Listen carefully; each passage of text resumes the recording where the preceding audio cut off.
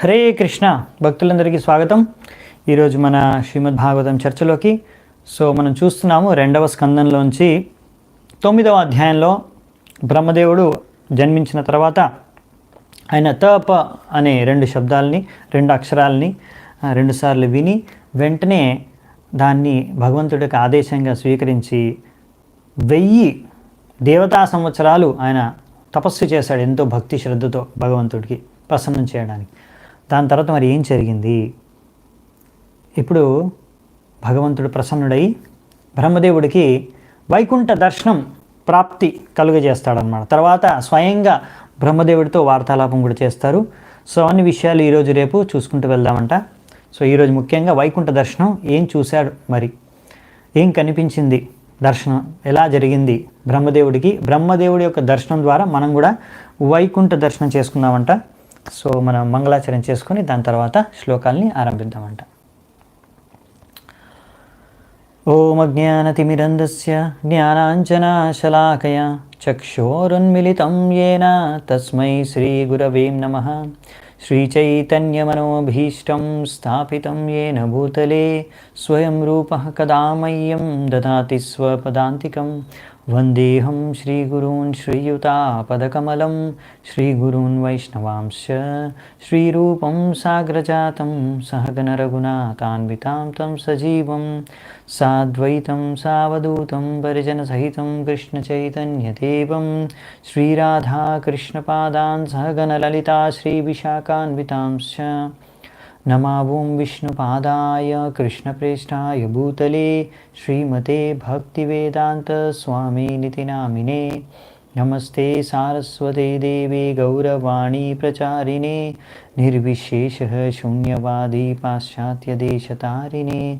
నమో మహావదన్యాయ కృష్ణ ప్రేమ ప్రదాయతే కృష్ణాయ కృష్ణ చైతన్య నామినే గౌరత్విసే నమః. హే కృష్ణ కరుణా సింధు దీనబంధు జగత్పతే గోపేశ గోపికా కాంత రాధాకాంత నమోస్తుతే.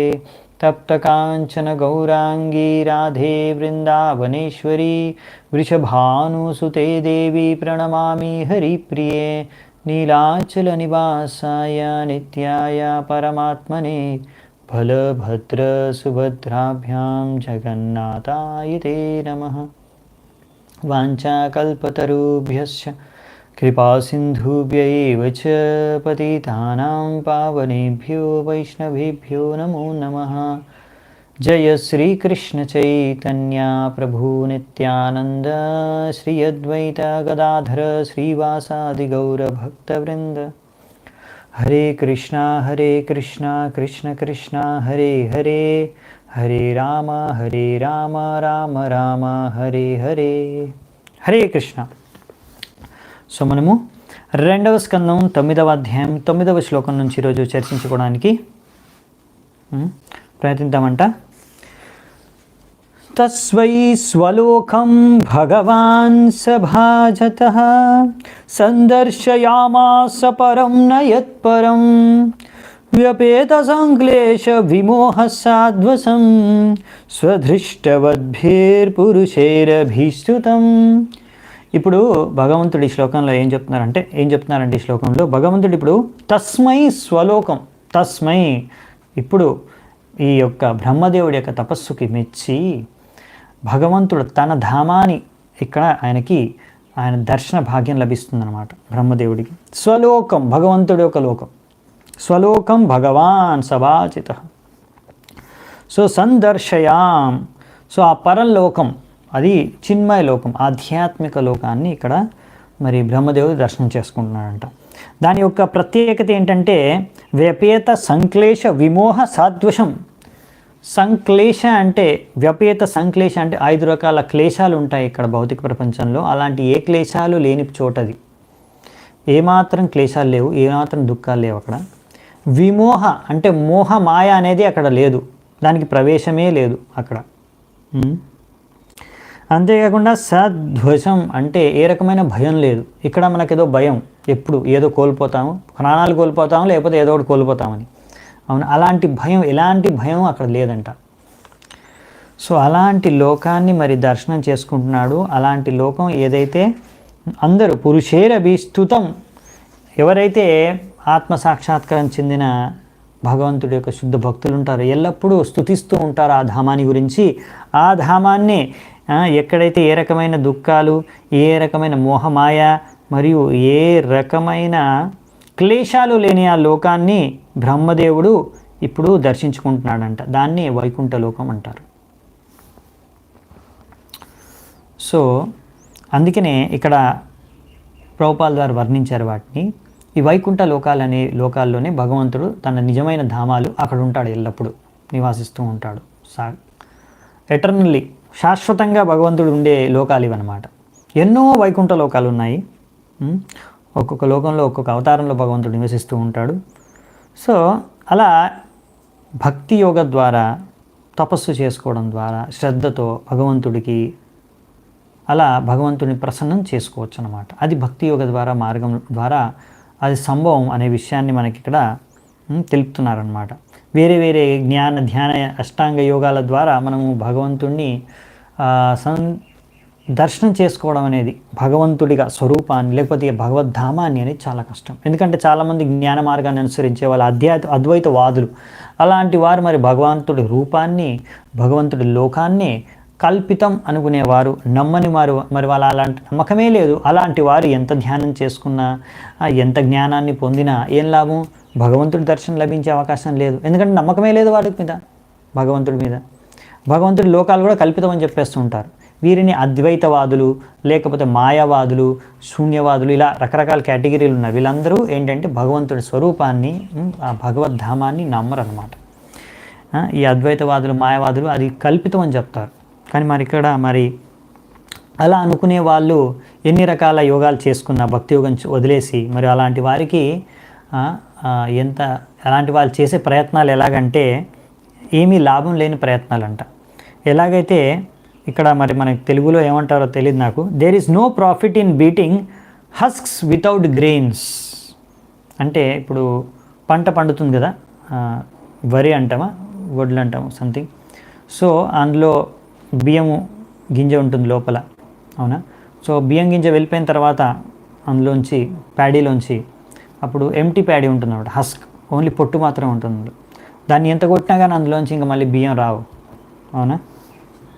సో అలాంటి అనమాట. ఎంత ప్రయత్నించే వేరే వేరే మార్గాల ద్వారా భగవంతుడి దర్శనం, ఇలా భగవంతుడి లోకం యొక్క దర్శనం అనేది కలిగేది అనేది సంభవమే లేదంట. అందుకనే ఇలాంటి వారి కోసం మనకి జీవ గోస్వామి వారు ఇలా అనే వాళ్ళకి, కల్పితం కల్పితం అనే వాళ్ళకి, మొన్న ఎవరో రాధాష్టమి రోజు అడుగుతున్నారు, రాధారాణి కూడా కల్పితం అంట కదా, అసలు రాధారాణి అలా ఎవరు క్యారెక్టరే లేరంట కదా, అది కల్పితం అంట కదా, నిజం కాదంట కదా. సో ఇలా ఒక్కొక్కరు ఇలాంటి ప్రచారాలు చేస్తూ ఉంటారు బయట.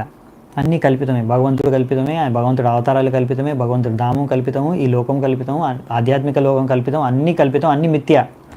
మరి ఏం సత్యం?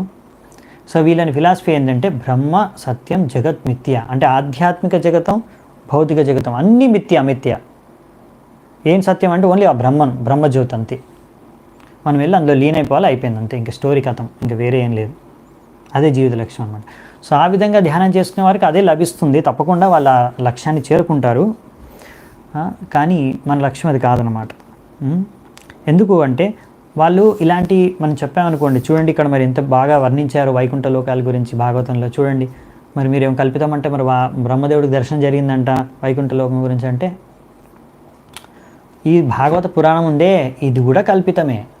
సో ఏ పురాణాలు నమ్మరన్నమాట. మహాభారతం కల్పితం, రామాయణం కల్పితం, అన్ని కల్పితాలే, ఇతిహాసాలు, పురాణాలు అన్నీ కల్పితమే వాళ్ళకి. అన్నీ కల్పితమేనా? అవును. సో మరి ఏం నమ్ముతారు? మేము వేదాలు, ఉపనిషత్తులు మాత్రమే నమ్ముతాం. సో అందుకని అలాంటి వాళ్ళకి జీవ గోస్వామి మన ఆచార్యులు అందుకే తాత్పర్యాలు రాశారు చాలా. ఇక్కడ రాశారు ప్రభుపాల్ వారు, కర్మ సందర్భ, భాగవతం యొక్క తాత్పర్యంలో 6 సందర్భాల్లో ఒకటి క్రమ సందర్భ. ఈ క్రమ సందర్భంలో ఈ యొక్క గర్గ ఉపనిషత్తులో యజ్ఞవాల్క్య ఋషి అక్కడ గర్గికి భగవంతుడి యొక్క ధామం గురించి దర్శనం, వర్ణన అన్నీ చేస్తారంట. సో ఎన్నో పురాణాల్లో అయితే అలాగా ఉన్నాయి, కానీ ఉపనిషత్తులో కూడా ఉన్నాయి భగవంతుడి అవతారాల గురించి, భగవంతుడి యొక్క ధామం గురించి. మరి మీరు ఉపనిషత్తులు నమ్మితే ఇది నమ్మాలి మరి. సో అందుకనే మరి సామాన్య ప్రజలకు తెలియదు కదా, వాళ్ళు ఏ ఉపనిషత్తులు వేదాలు చదవలేదు, అందుకనే వాళ్ళని మూర్ఖులు చేయడానికి ఇది ఒక మంచి మార్గం అనమాట. మరి చాలామంది ప్రజలకి రామాయణం మహాభారతమే కొద్దిగా తెలుసు, మరి అలాంటి వాటిలో మరి ఇవన్నీ మహాభారతం భాగవతం ఇలాంటివి తెలిసే సామాన్య ప్రజలకు, ఇంకా కొంతమందికి భగవద్గీత గురించి తెలుసు అలా. సో మరి ఇందులో వర్ణించేశారు భగవంతుడు అవతారం గురించి, రూపాల గురించి, మరియు లోకాల గురించి, ఆధ్యాత్మిక లోకాల గురించి, వైకుంఠ లోకాల గురించి. మరి అందుకనే వాటిని ఎలా మరి వాళ్ళని ఎలా మరి అందుకనే వాటి ఏవి నమ్మము, అవన్నీ కల్పితం అనేస్తాం. ఒక వర్డులో కల్పితం, మిథ్య అనేసి అన్నిటిని కొట్టిపారేస్తాం. అలాగే వీళ్ళు కూడా పాశ్చాత్య దేశాలు కూడా వాళ్ళు కూడా అలాగే అంటారు, ఇదంతా మైథాలజీ అంటే మిథ్య అంటే ఏంటి, మిథ్య అంటే అసలు సత్యం కాదు, అది కల్పితం అని. సో మిథ్య ఆ శబ్దం నుంచే మైథాలజీ శబ్దాన్ని కూడా తీసి మన శాస్త్రాలు, గ్రంథాలు, ఇవన్నీ ఇతిహాసాలు, పురాణాలన్నీ మైథాలజీ అని పెట్టేస్తారంట ఒక పేరు కింద. అది హిస్టరీ, పురాణం అంటే ఏంటి, హిస్టరీ, పూర్వకాలంలో జరిగింది, దాన్ని పురాణ అంటాం మనం. ఇతిహాసం అంటే హిస్టరీ, అదొక మనిషి, రాముడి యొక్క చరిత్ర, అది రామాయణం. పాండవులు వాళ్ళ యొక్క చరిత్ర, కురువంశం చరిత్ర, అదంతా మహాభారతం. భాగవతంలో ఎన్నో చరిత్రల గురించి వర్ణన. సో ఇవన్నీ జరిగిన విషయాలన్నమాట, సత్య ఘటనలు. సో బ్రహ్మదేవుడికి ఇక్కడ వైకుంఠలోక దర్శనం గురించి వర్ణిస్తున్నాడు. అలాగే బ్రహ్మదేవుడికి గోలోక దర్శనం కూడా జరుగుతుంది, దాని గురించి కూడా ఆయన మనకి బ్రహ్మ సంహితంలో వర్ణిస్తాడు. అవునా, అన్ని వైకుంఠ లోకాలు ఉంటాయి, అన్ని వైకుంఠ లోకాల్లో అన్నిటికన్నా పై లోకము గోలోక బృందావనం. ఆ విషయాన్ని కూడా బ్రహ్మదేవుడు మనకి తెలియజేస్తాడన్నమాట బ్రహ్మ సంహితలో. సో దాని వర్ణన కూడా బ్రహ్మ సంహితలో ఉంది. చింతామణి ప్రకర సద్మశు కల్పవృక్ష లక్షవ్రతేషు సురభీరవిపాలయంతం లక్ష్మీ సహస్ర శత సంభ్రమ సేవ్యమానం గోవిందమాది పురుషం తమహం భజామి. సో ఇలా ఎన్నో శ్లోకాలు ఉన్నాయి. ఈ శ్లోకంలో ఎలా వర్ణిస్తున్నారంటే అక్కడంతా చింతామణితో మొత్తం యొక్క ధామం అనేది తయారవుతుంది, గోలోక బృందావనం. అక్కడ మరియు ఎన్నో కల్పవృక్షాలు ఉంటాయి, ఎన్నో సురభి ఆవులు ఉంటాయి. అంటే ఆవులు ఎంత అంటే అంత పాలు ఇస్తాయి అన్నమాట. ఎన్ని పాలు అంటే అన్ని పాలు, ఎప్పుడంటే అప్పుడు. లక్ష్మీ సహస్రశతం, లక్ష్మీ సమానమైన అక్కడ గోపిలు ఎందరో వేల మంది అక్కడ సేవలు చేస్తూ ఉంటారు. గోవిందమాది పురుషం తమహం భజామి. సో మరి అలాంటి గోవిందుడికి ఇక్కడ ప్రాణాలు అర్పించుకుంటున్నాడు బ్రహ్మదేవుడు. సో ఇంకా చాలా వివరణ అక్కడ కూడా ఉంది బ్రహ్మ సంహితలో, ఎప్పుడైనా భవిష్యత్తులో అది చర్చించుకున్నప్పుడు చూద్దామంట. సో నెక్స్ట్ శ్లోకం చూద్దాం ఇప్పుడు. ప్రవర్తతే యత్ర రజస్తమస్తయో సత్వం చ మిశ్రం న చ కాల విక్రమః న యత్ర మాయా కిముతాపరే హరేర్ అనువ్రతా యత్ర సురార్చితాః. సో ఇక్కడ ఏం చెప్తున్నారంటే ప్రవర్తతే యత్ర రజస్తమస్తయో, అక్కడ మరి రజోగుణం తమోగుణం అనేది సంపూర్ణంగా ఉండదంట. ఇక్కడ మనకు భౌతిక ప్రపంచంలో ఏంటి, కాలచక్ర ప్రభావంలో మోహమాయ, మాయాదేవి 3 గుణాల ప్రభావం చేత నడిపిస్తూ ఉంటుంది ప్రజలందరినీ. వాళ్ళ యొక్క రకరకాల కర్మలు ప్రేరణ చేస్తూ ఉంటుంది చేయడానికి రకరకాల కార్యాలు. సో అందరినీ మోహితం చేస్తూ ఉంటుంది. అలాంటి మాయకు అక్కడ ప్రవేశం లేదంట. ఇలాంటి 3 గుణాలు, భౌతిక గుణాలు అక్కడ లేవు. ఉన్నది ఏంటంటే శుద్ధ సత్వం. ఇక్కడున్న సత్వగుణం శుద్ధ సత్వానికి తేడా ఏంటంటే, భౌతిక ప్రపంచంలో కూడా సత్వ రజ తమో 3 గుణాలు ఉన్నాయి కదా. ఈ సత్వగుణం ఏదైనా సరే, మీరు ఏదైనా అన్నారనుకోండి, ఈ వస్తువు, ఈ మనిషి, ఈ వ్యక్తి, ఈ పశువు ఏదైనా సత్వగుణంలో ఉంది అన్నారనుకోండి, అంటే ఏంటంటే ప్రామాణికంగా, అంటే ముఖ్యంగా పర్సంటేజ్ వైజు ఎక్కువగా సత్వగుణంలో ఉన్నాం. అంతేగాని అందులో తప్పకుండా భౌతిక ప్రపంచం అంటే కొద్దిగా రజ తమో గుణాలు కొద్దిగా ఎంతో అంత మిశ్రణ అనేది ఉంటుందన్నమాట. ఆ మిక్స్ అయి ఉంటుంది. అలా శుద్ధంగా 100% ప్యూర్ గుడ్నెస్ అనేది ఇక్కడ సంభవం కాదు భౌతిక ప్రపంచంలో. అది ఓన్లీ వైకుంఠ లోకంలో ఉంటుందన్నమాట, శుద్ధ సత్వం. అదే ఇక్కడ రాశారు. సత్వం చ మిశ్రణ, ఏమాత్రం మిశ్రణ లేని శుద్ధ సత్వంలో అక్కడ వైకుంఠ లోకం ఉంటుంది. నచ కాల విక్రమ, అక్కడ కాలం అంటే టైం, అక్కడ కాలము దాని యొక్క ప్రభావం లేదంట.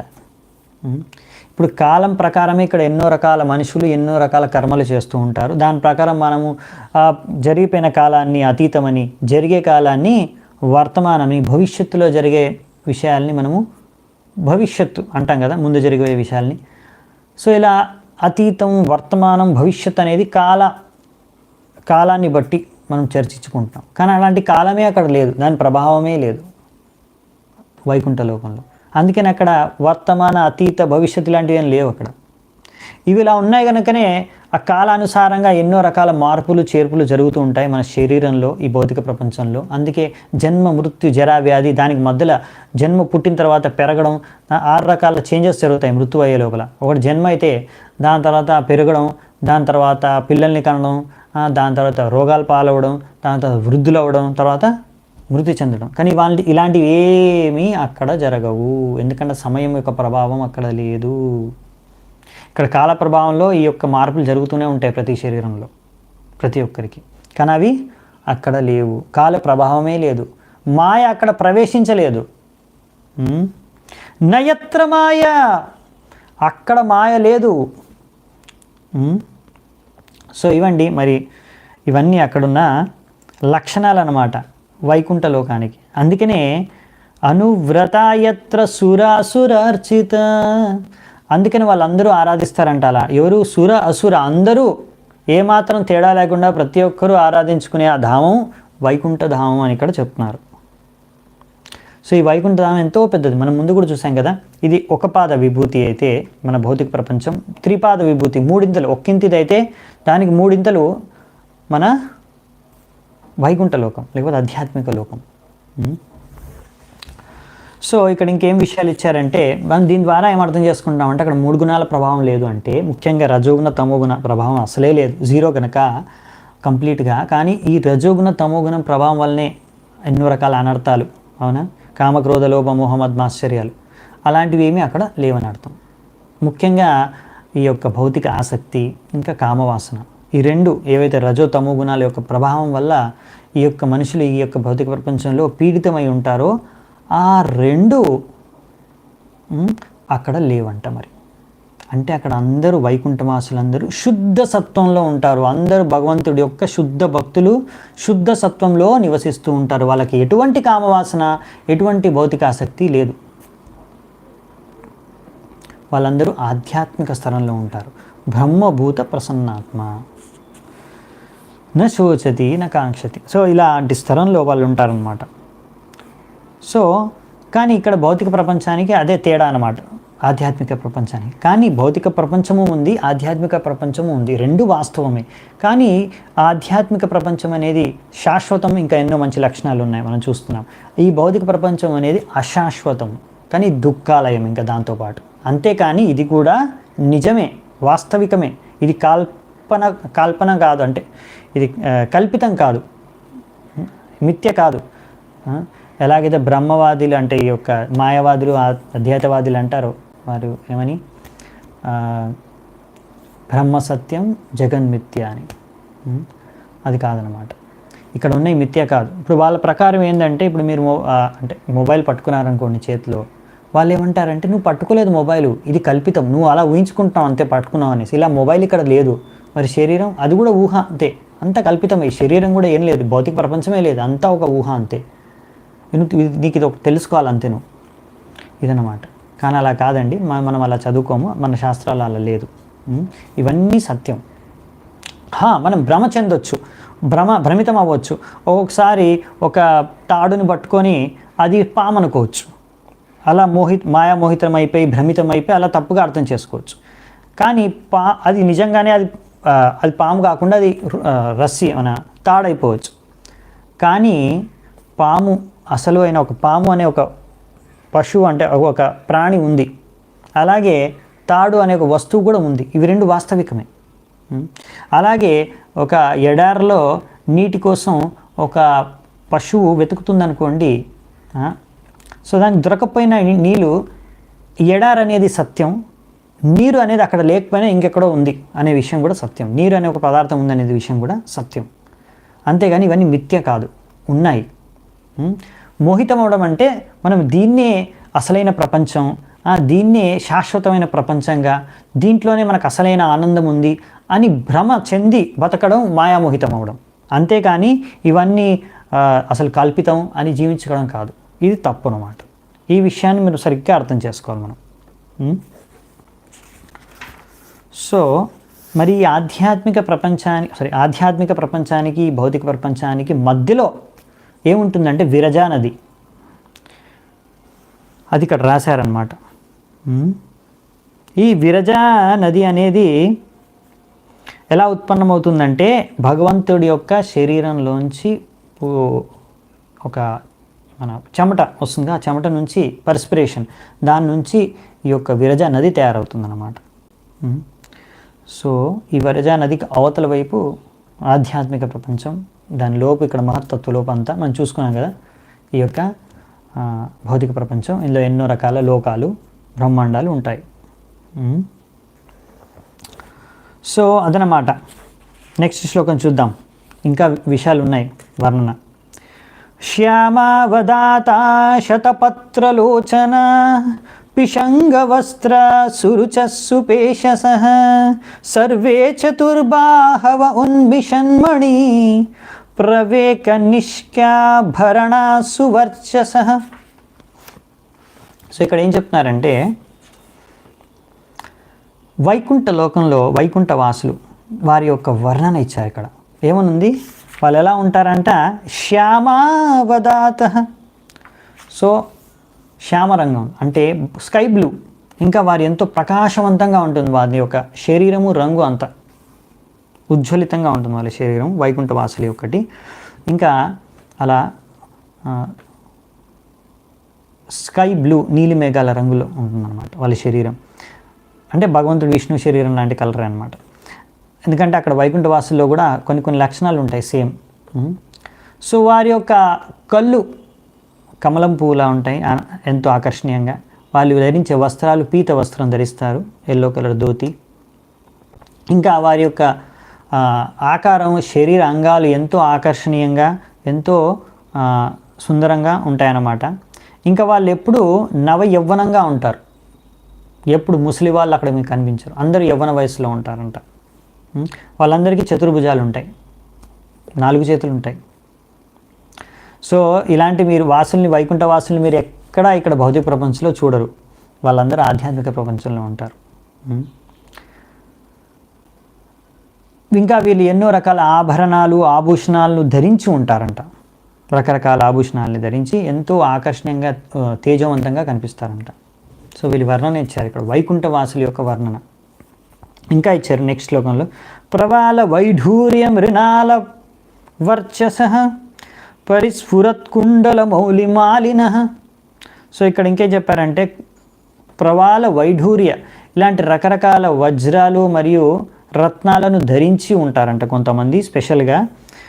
ఇంకా మృణాల వర్చస, ఎంతో కాంతివంతమైన కమలం పువ్వుల్ని, వారి యొక్క మాలలని, వారి యొక్క శరీరము తలపైన అంతా ధరించుకొని ఉంటారంట. పరిస్ఫురత్ కుండల మౌలి, సో వారి యొక్క ముకుటం, కిరీటాలు ఉంటాయి. అలాగే వారి యొక్క చెవుల్లో కుండలాలు, ఇయర్ రింగ్స్ కూడా ధరించి ఉంటాయంట. సో ఇవన్నీ వాళ్ళకు ఉంటాయని రాశారు ఇక్కడ. మరి సో ఇక్కడ ఈ వర్ణన స్పెషల్గా చెప్పింది ఏంటంటే ప్రభుపాల ద్వారా రాశారు, కొంతమందికి అక్కడ సారూప్య ముక్తి లభిస్తుంది కదా, అంటే భగవంతుడి లాగే లక్షణాలు. సో అందుకే ఇక్కడ వీళ్ళందరికీ భగవంతుడికి ఉంటాయి, వైడూర్య వజ్రాలు ఇలాంటివన్నీ భగవంతుడు ధరిస్తాడు.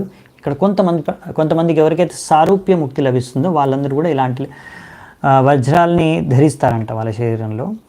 అయినా తేడా ఒకటి ఉంటుంది మనకు తెలుసు, భగవంతుడికి ముఖ్యంగా మన కౌస్తుభమని, ఇంకా శ్రీవత్సం చిహ్నం వక్షస్థలం మీద అవి ఇచ్చారు, నెక్స్ట్లో వస్తాయి అవి కూడా. సో అలా కొన్ని తేడాలు ఉంటాయి, కానీ ఆయన చాలా ఫీచర్స్ భగవంతుడికి సమానంగా కొంతమందికి సారూప్య ముక్తి లభించిన వాళ్ళకి, వైకుంఠవాసులకి ఉంటుందని రాశారు. 13వ శ్లోకం, బ్రాజిష్ణుభిర్య ఫరితో విరాజతే లసద్విమానావలిభిర్మహాత్మనాం విద్యోతమాన ప్రమదోత్తమాద్యుభిః సవిద్యుత్ అభ్రావిలిభిర్యతానభః. సో ఇంకేం చెప్పారు ఇక్కడ, ఆ వైకుంఠ లోకాల్లో ఎన్నో విమానాలు ఉంటాయంట, వైకుంఠ విమానాలు. దాని స్పెషాలిటీ వేరనమాట. మన భౌతిక జగత్తులో విమానాలు ఉన్నాయి. చాలామంది అనుకుంటారు ఏంటంటే, ముఖ్యమైన భ్రమ ఏంటంటే చాలామంది భౌతిక ప్రపంచంలో ఇన్ని వెరైటీలు, ఇన్ని ఆనందాలు, ఇన్ని సుఖాలు, ఇన్ని సువిధాలను వదులుకొని ఎక్కడో పోవాలంట, ముక్తి అంట, ముక్తి లభించి ఏ లోకాలకు వెళ్తామో అక్కడ ఏముంటుందో, మరి మనకు అక్కడ ఏరోప్లేన్ ఉంటుందో లేదో తిరగడానికి అని బెంగ కొంతమందికి. కానీ అలాంటి బెంగ పెట్టుకోవాల్సిన అవసరం లేదు. ఇక్కడ మీరు ఏ కనిపిస్తున్నాయి, ఇక్కడ అన్ని డూప్లికేట్ వర్షన్ అండి, జిరాక్స్ కాపీలు అన్నీ. ఇక్కడ ఒరిజినల్ అక్కడ ఉంది మొత్తం. వైకుంఠలోకం ఒరిజినల్, ఇది జిరాక్స్ కాపీ, డూప్లికేట్ వర్షన్ అనుకోండి. సో మీరు డూప్లికేటే ఇంత బాగా ఉంటే దీనికి ఆకర్షిత లేకపోతే మరి ఒరిజినల్ ఎంత బాగా ఉండాలి? తేడా ఏంటంటే, ఒక ఉదాహరణ, మనకి ప్రతిదానికి ఉదాహరణ ఉందండి. మన సురభి అలాంటి ఆవులు ఉంటాయి, అక్కడ ఎన్ని పాలు అంటే అన్ని పాలు ఇస్తాయి, ఎప్పుడంటే అప్పుడు, ఎంత అంటే అంత. మరి ఇక్కడ అలా ఇస్తాయి పాలు ఆవులు, అంతగానో ఇవ్వలేగా, అవునా? సో అలా ప్రతి దాంట్లో తేడా ఉందన్నమాట. ఇక్కడ ఉన్న వస్తువులన్నీ మీకు అక్కడ కనిపిస్తాయి. ఇక్కడ ఉన్న విషయాలు, వస్తువులు, పశువులు, పక్షులు, అన్ని రకాల ప్రాణులు అక్కడ మీకు కనిపిస్తాయి. అందరూ భగవంతుడి యొక్క భక్తులు, ఆధ్యాత్మికం, అన్ని వస్తువులు కూడా ఆధ్యాత్మికం ఉండాలి. అంటే వైకుంఠ విమానం కూడా, ఇక్కడ చెప్పిన వైకుంఠ విమానం కూడా ఆధ్యాత్మికం అంట. ప్రభుపాదుల వారు రాశారు, ఈ ఆధ్యాత్మిక విమానాలు ఉంటాయి అంటే అక్కడ అవి ఆధ్యాత్మికం, స్పిరిచువల్ విమానాలు కూడా. ఇక్కడలాగా కాదు. ఇక్కడ విమానాలు ఏంటంటే ఒకరు తోలాల్సింది, ఒక డ్రైవర్ కావాలన్నమాట విమానం నడపడానికి. దానికి పెట్రోల్, డీజిల్ ఏదో వేయాలి, దానికి ఒక ఇంధనం వేయాలి, అవునా? అప్పుడు నడిపితే అది వెళ్తుంది. అప్పుడప్పుడు యాక్సిడెంట్ కూడా జరుగుతుంది, అప్పుడప్పుడు హైజాక్లు కూడా జరుగుతుంటాయి. ఇప్పుడు కరోనా ఏరోప్లేన్లో కూడా కరోనా రావచ్చు అన్నమాట ట్రావెల్ చేస్తే. సో మరి లాంటి సమస్యలు అక్కడ ఉండవు అన్నమాట. అక్కడ ఎక్కడ కావాలంటే అక్కడ, ఎంత కావాలంటే అక్కడ. ఇంకా ఆధ్యాత్మిక ప్రపంచం భౌతిక ప్రపంచం కన్నా చాలా పెద్దది. సో ఆ మొత్తం ఆధ్యాత్మిక ప్రపంచంలో అక్కడ వైకుంఠవాసులు ఆ విమానాల్లో, వైకుంఠవాసులందరూ కూర్చొని తిరుగుతూ ఉంటారంట. మొత్తం ఆధ్యాత్మిక ప్రపంచంలో ఎక్కడ కావాలంటే అక్కడ ఎక్కడ తలుచుకుంటే అక్కడ వైకుంఠ విమానం తీసుకుని వెళ్ళిపోతుందంట వాళ్ళని. అలాంటి గొప్ప తనం అనమాట వైకుంఠ విమానానికి. సో అందులో ఎంతోమంది భక్తులు, శుద్ధ భక్తులు, భగవంతుడి భక్తులు, ఇంకా ఎంతోమంది అక్కడ స్త్రీలు ఉంటారు. వాళ్ళందరూ ఎంతో సౌందర్యవంతంగా ఉంటారు. సో వాళ్ళందరూ స్త్రీలు, పురుషులు అందరూ ఆ యొక్క విమానాల్లో అలా వైకుంఠ ఆకాశంలో తిరుగుతూ ఉంటే, అది మబ్బుల మధ్యలో ఎలాగైతే థండర్,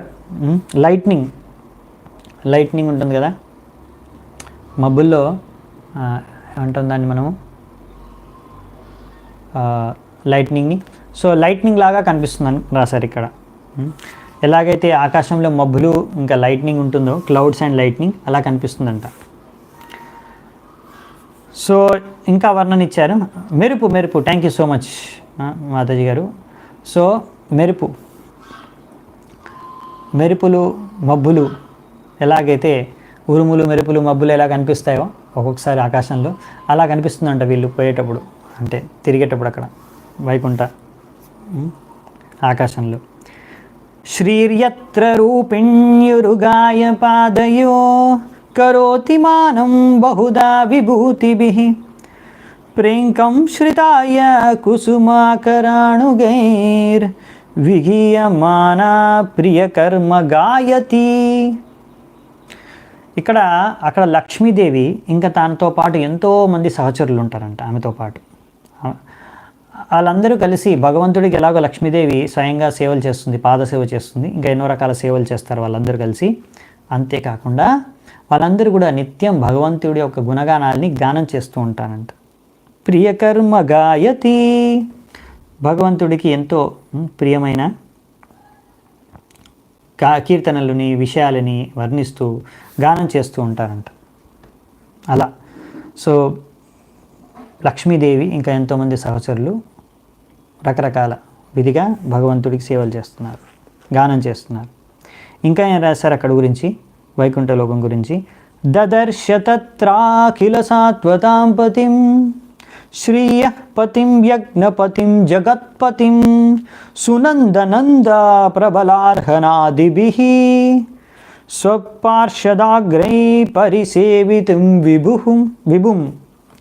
సో ఇంకా బ్రహ్మదేవుడు ఏం చూశారంటే వైకుంఠ లోకంలో అంటే, అక్కడ అందరూ భగవంతుడే మా పతి అనేసి స్వీకరించేశారంట. భక్తులకి ఆయనే నాథుడు, పతి. తత్రాకిల సార్వతం పతిం, అందరూ అన్నిటికీ భగవంతుడే పతి అని అక్కడ స్పష్టంగా మనకు తెలుస్తుందంట వాళ్ళు చేసే సేవల ప్రకారం, వాళ్ళు అక్కడ జరిగే కార్యాల ప్రకారం. ఎవరెవరి పతి ఇక్కడ రాశారు? లక్ష్మీపతి, అవునా? అలాగే యజ్ఞపతి, అన్ని యజ్ఞాలకు ఆయన పతి. అలాగే అన్ని బ్రహ్మాండాలకి ఆయన పతి, లోకాలకి పతి. అలాగే అక్కడ ఆయన ఎంతోమంది సేవకులు ఉంటారు, ఆయనకు సేవ చేస్తూ ఉంటారంట. ఆయన పార్షదులతో పాటు కనిపిస్తారంట. ఆయనతో పార్షదులు ఎవరంటే నంద, సునంద, ప్రబల, అర్హన, 4 పేర్లు ఇక్కడ రాశారు. సో అలా కొంతమంది, ఇంకా చాలామంది ఆయన పార్షదులతో పాటు ఎప్పుడు ఆయన తిరుగుతూ ఉంటాడు, అక్కడ ప్రయాణిస్తూ ఉంటాడు, వైకుంఠ లోకాల్లో నివసిస్తూ ఉంటాడు భగవంతుడు. సో ఎలాగైతే మనం ఇక్కడ చూస్తాము, ఈ లోకంలో ఒక రాజు ఉన్నాడు అనుకోండి. ఒక రాజు ఎక్కడికి వెళ్ళినా ఆయనతో పాటు మంత్రి, ఇంకో మంది సహచరులు, ఇంకా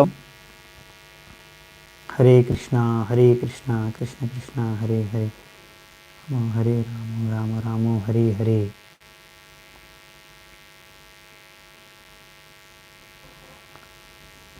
ఓకే, కంటిన్యూ అవుతుంది కదా, మనకి నెట్ ఏం ప్రాబ్లం లేదు కదా. Okay, thank you. సో ఇక్కడ ఏం చెప్తున్నారంటే ఇంకా సో ఎలాగైతే ఒక రాజు తన యొక్క మంత్రులు, సహచరులు, ఇంకా రాణి, ఇంకా కొంతమందితో పాటు వెళ్తూ ఉంటాడు ఎక్కడికి వెళ్ళినా. మీరు ఇప్పుడైనా ప్రైమ్ మినిస్టర్ కానీ, ప్రెసిడెంట్ కానీ ఎక్కడ ఆయన వెళ్తే ఆయనతో పాటు ఎంతోమంది కార్లలో ఎంతోమంది క్యాబినెట్ మినిస్టర్లు, ఇంకా రకరకాల మంత్రులు ఆయనతో పాటు వెళ్తూ ఉంటారు, సెక్యూరిటీ, ఇంకా రకరకాల మనుషులు. సో అలాగే మరి భగవంతుడు, ఆయన అన్నిటికీ పతి అయిన భగవంతుడు మరి తప్పకుండా ఆయనతో పాటు కొంతమంది సహచరులు, పార్షదులు ఎప్పుడు ఆయనతో పాటు వెళ్తూ ఉంటారు ఎక్కడ వెళ్ళినా, వైకుంఠంలో కూడా నివసిస్తున్నప్పుడు కూడా. మరి ఇంకా ఏముంటాయంటే ఇక్కడ చూద్దామంట. ఇంకా 2 శ్లోకాలు ఉన్నాయి, ఇవి చూసి ముగిద్దామంట. భృత్య ప్రసాదాద్భిముఖం దృగాసవం ప్రసన్నహాసారుణలోచనాననం కిరీటనం కుండలినం చతుర్భుజం పీతాంశుకం వక్షసి లక్షితం శ్రియా. సో ఇక్కడ ఇప్పుడు భగవంతుడు విష్ణువు గురించి వర్ణిస్తున్నారు. ఇప్పటివరకు మనం మిగతా అన్ని వర్ణన చూసాము. ఇప్పుడు భగవంతుడు విష్ణువు ఒక వర్ణన వస్తుంది. ఏంటంటే భగవంతుడు ఎలా ఎంతో ప్రేమపూర్వకంగా తన యొక్క పార్షదులతో, సహచరులతో ఎంతో ప్రేమపూర్వకంగా ఆదాన ప్రదానం చేస్తూ, వారి యొక్క సేవలను స్వీకరిస్తూ, వాళ్ళతో ఎంతో ప్రేమపూర్వకంగా వ్యవహరిస్తూ, ఎంతో ఆకర్షణీయంగా మనకు కనిపిస్తాడంట. ఆయన ఆ దర్శనం చూసే ఎంతో మనకు సంతృప్తి కలుగుతుంది అని ఇక్కడ బ్రహ్మదేవుడు వర్ణిస్తున్నాడు. సో ఆయన యొక్క ముఖం ఎంతో చిరునవ్వుతో ఉంటుంది. అలాగే ఎంతో కాంతివంతమైన ముఖం. ఇంకా ఆయన వస్త్రాలు పీత వస్త్రం ధరిస్తూ, ఇంకా ఆయన కూడా మన కుండలాలు, కిరీటం ధరించి ఉంటాడు. ఆయనకు చతుర్భుజం, 4 చేతులు ఉంటాయి. అలాగే ఆయన యొక్క వక్షస్థలం, ఈ లక్ష్మీదేవి ఉన్న స్థలంలో ఒక చిహ్నం ఉంటుంది వక్షస్థలంలో అని ఇక్కడ రాశారు. అది కొన్ని లైన్స్ ఉంటాయి, ఆ లైన్స్ అక్కడ వక్షస్థలంలో ఉంటాయి. పీతాంశుకం వక్షసి లక్షితం శ్రియా. హరే కృష్ణ, కొద్దిగా ఏదో సౌండ్ వస్తుందని రాశారు. అంటే ఇప్పుడు డోర్ తెరిచారండి, అందుకే కొద్దిగా సౌండ్ వచ్చింది. ఇప్పుడు ఒకసారి మళ్ళీ వస్తుందని బంద్ చేసేటప్పుడు డోరు. అది కాకుండా ఇంకా వేరే సౌండ్ ఏం రాకూడదు. జస్ట్ ఇప్పుడు క్లోజ్ అవుతుంది డోరు. సో ఇక్కడ పద్మ పురాణంలో వర్ణించారంట. ఉత్తరాఖండలో, పద్మపురాణంలో ఉత్తరాఖండలో ఈ యొక్క స్థలం ఎక్కడైతే భగవంతుడు కూర్చొని తన నిత్య పార్షదులతో సాంగత్యంలో వారితో ఆదాన ప్రదానం చేస్తూ మాట్లాడుతూ ఉంటారో, కార్యాలు చేస్తూ ఉంటారో, అక్కడ ఎవరెవరు ఉంటారు అతనితో పాటు అనే విషయం విస్తృతంగా వర్ణించారంట. అక్కడ ఎంతోమంది ఉంటారు. వారిని మనము నెక్స్ట్ శ్లోకంలో కూడా చూడబోతున్నాము. ఇంకా కొంతమంది అక్కడ పద్మపురాణంలో ఇచ్చింది ఏం రాశారంటే, అక్కడ యోగపీఠ, ఆ స్థలంని ఎక్కడైతే భగవంతుడు కూర్చొని ఆదాన ప్రదానం చేస్తూ ఉంటుంటాడో తన భక్తులతో, ఆ స్థలాన్ని యోగపీఠ అంటారు. అక్కడ ధర్మము, జ్ఞానము, ఐశ్వర్యము, వైరాగ్యము ఇవన్నీ భగవంతుడి యొక్క పాదపద్మాల దగ్గర కూర్చొని సేవ చేస్తూ ఉంటాయంట. అంటే వారి యొక్క ఆధ్యాత్మిక స్వరూపాల్లో. ఓకేనా?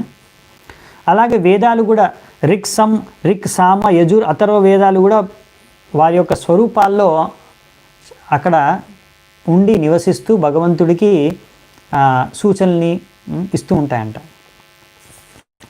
అలాగే 16 రకాల శక్తులు చండాతో కూడుకొని ఇంకా 16 శక్తులు అక్కడ నివసిస్తూ ఉంటాయంట భగవంతుడి దగ్గర పాటే. అలాగే భగవంతుడు అంటే చండ ఇంకా ఈ వీరు ఇక్కడ చాలామంది ఉన్నారనమాట, ద్వారపాలకులు. చండ, కుముద చండ, కుముద వీరు వచ్చేసి ఇప్పుడు భగవంతుడు వైకుంఠ వాసంలో ఎన్నో ద్వారాలు ఉంటాయి కదా. సో అందులో మొట్టమొదటి ద్వారంలో ఉండేది ద్వారపాలకుల పేర్లు చండ ఇంకా కుముద. ఇంకా లాస్ట్ ద్వారం జస్ట్ దాని లోపే ఇంకా భగవంతుడు ఉండేది వైకుంఠంలో. ఆ లాస్ట్ ద్వారంలో ద్వారపాలకులు జయ విజయ, మనకు తెలుసు అనుకుంటే చాలా మటుకు. సో ఇంకా మధ్యలో ఉండే ద్వారపాలకుల పేరు, మధ్యలో ద్వారంలో ఉండే ద్వారపాలకుల పేరు వచ్చేసి ఇక్కడ రాశారు భద్ర, సుభద్ర. ఇంకా అలా ఇంకా కొంతమంది ఉన్నారంట ద్వారపాలకులు, వేరే ద్వారాల్లో నించొని ఉండేవాళ్ళు, ద్వారపాలన చేసేవారు. కుముద, కుముదాక్ష, పుండరీక, వామన, శంకుకర్ణ, సర్వనేత్ర, సుముఖ, ఇలా చాలామంది ఉంటారని అక్కడ రాశారు.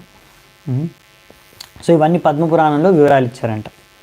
సో మరి ఇప్పుడు మనం భాగవత్ పురాణంలో కూడా ఇంకొన్ని వివరాలు ఇచ్చారు, అది నెక్స్ట్ శ్లోకంలో చూసి ముగిద్దామంట. అద్యర్హనీయ సనమాస్థితం పరం వ్రతం చతుషోడశ పంచశక్తిభిః యుక్తం భగైశ్వేరితరత్ర చ ధ్రువైః స్వయేవ ధామం రమమానమీశ్వరం. సో మనకి నెక్స్ట్ మనం చూసేది ఏంటంటే ఈ యొక్క శ్లోకంలో ఏమిచ్చారంటే హమ్మింగ్ సౌండ్. తెలియదండి ఎక్కడి నుంచి వస్తుందో మరి హమ్మింగ్ సౌండ్ అనేది, నాకైతే ఇక్కడ ఏం సౌండ్స్ లేవు మామూలుగా. మేబీ ఇక్కడ కనెక్షన్ ఎప్పుడైనా సరిగ్గా లేకపోతే అలా వస్తుండొచ్చు. లాస్ట్ శ్లోకం చూద్దామండి. ఇప్పుడు ఎక్కడైతే భగవంతుడు తన సింహాసనం పైన కూర్చుని ఉంటాడో ఆయన చుట్టూ ఎవరెవరు ఉంటారంట, ఎన్నో రకాల శక్తులు స్వరూపాల్లో అక్కడ నివసిస్తూ భగవంతుడికి సేవలు అందిస్తూ ఉంటాయంట. ఎవరెవరు అంటే ఆ శక్తులన్నీ ఎవరంటే, ఒకటి 4, 16, 5, 6 ఐశ్వర్యాలు, షడైశ్వర్యాలు. ఇంకా అవి కాకుండా ఇంకా చిన్న చిన్న శక్తులు ఎన్నో స్వరూపాల్లో అక్కడ నివసిస్తూ భగవంతుడు సేవ చేసుకుంటూ ఉంటాయంట ధామంలో. మరి ఈ 4 ఏంటి, 16 ఏంటి, 5 ఏంటి, 6 ఏంటి చూద్దామంట మనం. 6 అయితే మీకు తెలుసు, 6 షడైశ్వర్యాలు అంటే ధనము మరియు ఈ ఐశ్వర్యాల యొక్క స్వరూపాలు అక్కడ ధనము మరియు శక్తి మరియు ఎంతో ఖ్యాతి, సౌందర్యము, జ్ఞానము, వైరాగ్యము. ఈ 6 స్వరూపాల్లో అక్కడ ఉంటాయి భగవంతుడి సేవ చేసుకుంటూ భగవంతుడితో పాటే. ఇంకా పార్షదుల్లాగా ఇంకెవరెవరు ఉంటారంటే అక్కడ భగవంతుడి సేవ చేసుకుంటూ 4 అని రాశారుగా. 4 ఏంటంటే ప్రకృతి, పురుష, మహత్తత్వ, అహంకారం. ఈ 4 స్వరూపాలు అక్కడ ఉంటాయి. ఇవన్నీ మనం చూసినాయి ముందు ఈ భౌతిక ప్రపంచంలో, అవన్నీ అక్కడ ఉంటాయి.